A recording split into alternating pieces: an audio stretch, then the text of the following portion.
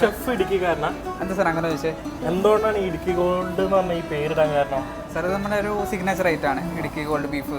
നമ്മുടെ ബീഫിൻ്റെ ഒരു ഡ്രൈ ഐറ്റമാണ്, മോസ്റ്റ് സെല്ലിംഗ് ആയിട്ടുള്ള ഐറ്റമാണ്. നൈസാണ്, നമുക്ക് ഭയങ്കര ഇഷ്ടമാണ്. നമ്മൾ രണ്ടാമത്തെ പ്രാവശ്യമാണ് അത് ഓർഡർ ചെയ്യുന്നത്. ഓക്കെ, കസ്റ്റമർക്ക് നമുക്ക് ധൈര്യമായിട്ട് റെക്കമെൻഡ് ചെയ്യാൻ പറ്റുന്ന ഒരു ഐറ്റമാണ്. നൈസാണ്.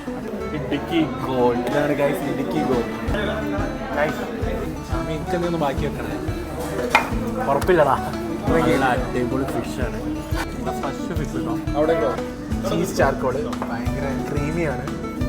ഇതെന്താ മറ്റെന്താ? ഇത് ഗ്രീൻ ചില്ലി. ഈ ഹംബൂസ് എങ്ങനെ?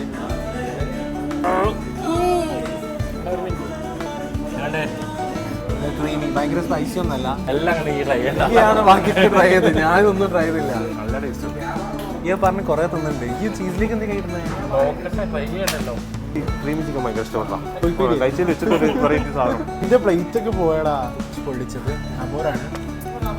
ഭയങ്കര ടൈറ്റ് ആയിട്ട് കെട്ടി വെച്ചിട്ടുണ്ട്. കുറച്ച് ഇതിൽ വെച്ചാൽ നൂൽപ്പൊറാട്ടിയും ഫിഷ് പൊള്ളിച്ചത്. ഫുഡ് അടിപൊളി. തിന്നണ തിരക്കിലാണല്ലോ. അതൊന്നും കൂടെ പറയാനുള്ള കാരണം എനിക്ക് മനസ്സിലായില്ലേ? എന്താ കാരണം? ബീഫിലൊരു വെറൈറ്റി അത് നാട്ടിൽ കഴിച്ച അതേ ഫീൽ.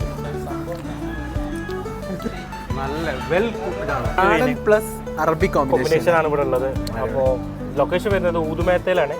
BLR പാരീസ് റെസ്റ്റോറൻറ്റ് പേര്. ഓക്കെ, അപ്പോൾ നിങ്ങൾ ഈ വൈക്കൊക്കെ പാസ് ചെയ്യുകയാണെങ്കിൽ എന്തായാലും ഈ റെസ്റ്റോറൻറ്റ് ഒന്ന് വിസിറ്റ് ചെയ്യുക. നമ്മൾ എന്തായാലും ഡിസപ്പോയിൻ്റ് ആവില്ല. നല്ല ഫുഡാണ്. This is pogo. ബാക്കി പറയും. മെയിൻ ദിസ് ഇസ് പോഗോ വൈബാണ് മെയിൻ.